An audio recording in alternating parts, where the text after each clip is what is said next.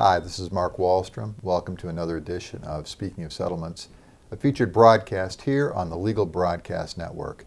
Well, today I'm going to be discussing something that we've been covering here on the network, and that is the Executive Life of New York rehabilitation hearings that are going on in Nassau County, New York Supreme Court, being heard in front of Judge John Galasso, who's the presiding judge in these hearings. We've got some excellent material that we've already put forward on this, some other interviews with Pat Hindert, and we've provided resources on our webpage.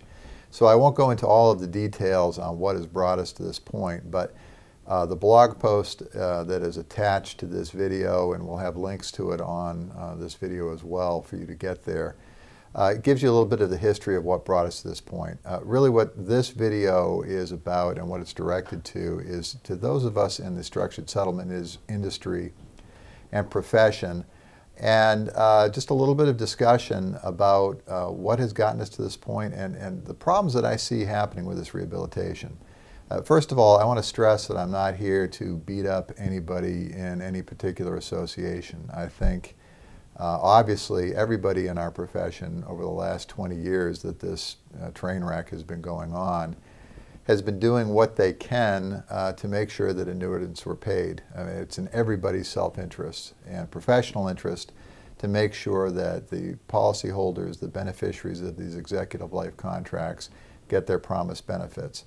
And I feel like good faith efforts were certainly made by our profession and our trade association and the people representing us to get it done in a fair and equitable way. That said, I think the process did fail us. There's no question now that more and more documents are coming to light, more and more information is coming out as a result of these hearings, that we can see that this rehabilitation, it was pretty much insolvent for the better part of a decade. And a lot of questions for those of us in the profession have to be asked as to how was this allowed to happen? Was this a political failure? Was this a regulatory failure? Was it something where everybody kept kicking the problem further and further down the road so that somebody else could handle it? I think we really need to, once this hearing is resolved, once the liquidation is either put in place or the rehabilitation is put in place, and this whole process plays itself out, I really hope that our industry does a 180, and instead of trying to silence this and paper it over and not discuss it in the hopes that it will go away, in the hopes that it won't receive publicity, instead begin to look at what really occurred here so that we don't ever run into this problem again. Now, obviously, since 1992, there have been a lot of changes in the structured settlement and life insurance industry to make sure that an executive life of New York situation never occurs again. The percentage of junk bonds that a company can hold is tightly regulated by almost every state. The asset categories that they can invest in, the amount that they have to reserve, all of these different things, rules regarding interrelated transfers between subsidiaries, all of the lessons that were learned in the 1990s have really been put into place to make this product a much stronger, much more stable vehicle going forward. And I think we can, as an industry, confidently say that we'd never really see a repeat of what we're seeing now. But at the same time, I think some of our industry's weakest points have come out. And I mentioned in the article, I mean, you can go to a settlement trade association meeting, ask every guy there if they ever sold an executive life of New York contract, and nobody will ever claim that orphan child at this point. But the fact is, billions of dollars of premium were put into structured settlements with both Executive Life of New York and Executive Life of California. Thousands, if not tens of thousands, of policies were written. And in this particular case, about 1,460 people are going to be experiencing some sort of shortfall. I wonder what the brokers are doing that sold these. I can thankfully say that I never did.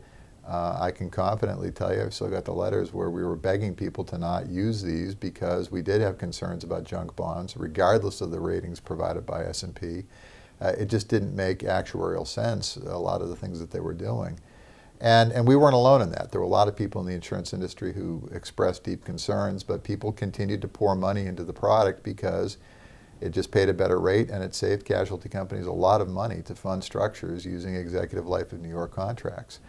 But be that as it may, it seems to me that our industry needs to do a little bit more than simply put up a web page pointing people to a hardship fund. I mean, certainly I'm delighted that our industry has stepped up, put $100 million together, has created a hardship fund separate from the rehab for people to apply to and to help them with shortfalls. I think that's great. I think it's to be commended.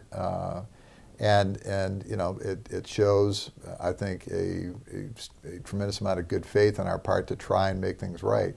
But as individual brokers and as individual experts, the people who sold these have got to step up, and I hope that they're contacting these claimants. I hope that they're speaking to these people, pointing out to them that the hardship fund does exist, asking to see if there's other things that they can assist them with. But unfortunately, we tend to be a buy it and forget it type industry, and it's to our detriment when something like this comes up. So we've provided a link of resources. It is a very thinly reported story, although again I will point to Pat Hindert is doing a tremendous job covering the hearings. Courthouse News, Insurance Advocate have all done really good coverage of these hearings.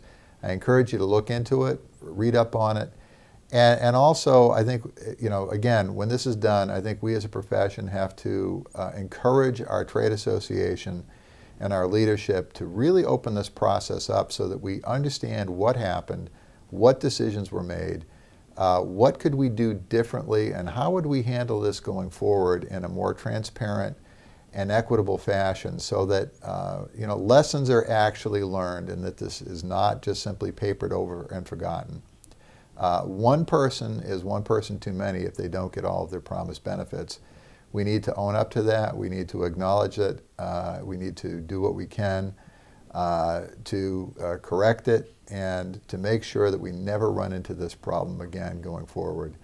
It's not a happy story, and I think the larger and final question we want to ask is what impact is this going to have on our profession going forward as people are aware that structured settlements, while probably the single safest, most secure, and highly regulated product that you could have in the insurance industry, nothing in this world is 100% guaranteed. Nothing is bulletproof. And again, let's go to school on this particular event, this particular liquidation, this particular rehab, and find out what we could do better going forward to protect claimants, to protect the integrity of our product, and to protect the integrity of our profession. Look forward to hearing from you. And if you're a broker who sold an executive life contract that is in the shortfall, I'd love to talk to you. Contact me if you wanted to come on air and discuss some of the things that you're doing and some of the steps that you're taking to work with your clients and to assist them. Boy, we'd love to tell that story. So this is Mark Wallstrom. Thanks for joining me again this week on Speaking of Settlements. I look forward to talking to you again next week here on the Legal Broadcast Network.